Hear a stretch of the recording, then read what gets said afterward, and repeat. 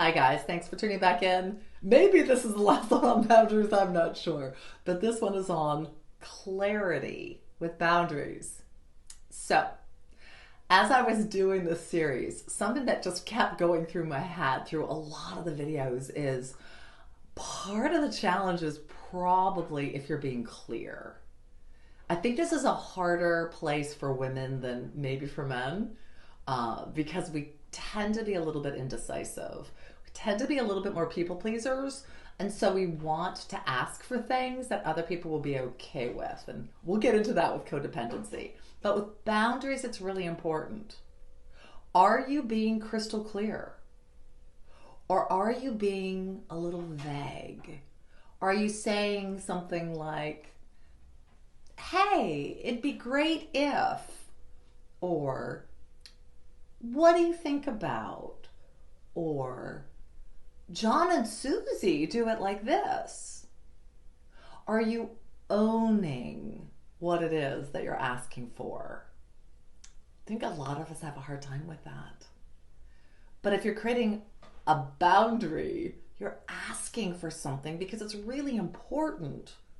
So if it's really important, it needs to be really clear because otherwise the person might be kind of overstepping or pussyfooting a little bit and not really know. So be direct. This does not work for me. I can't do it like this. This is a no. A no is very different than I kind of don't like it, or that makes me a little uncomfortable, or kind of wish you wouldn't do it like that. Be clear. I can't do it like this. This is an absolute no. If there's any place of any movement within the boundary, both people need to be very clear of what that is. And a lot of times we get into challenges because we think the other person knows what we're asking for, and they don't.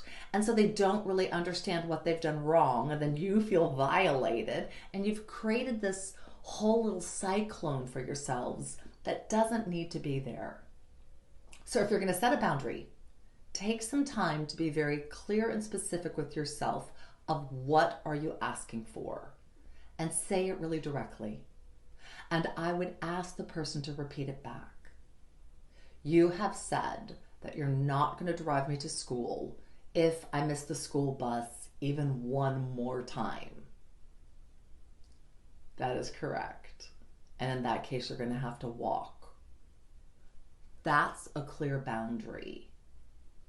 So take a little bit of time and check and ask the people in your life that you've got some wiggles with how to clean it up and where to clean it up so that it's very specific, so that it's very black and white.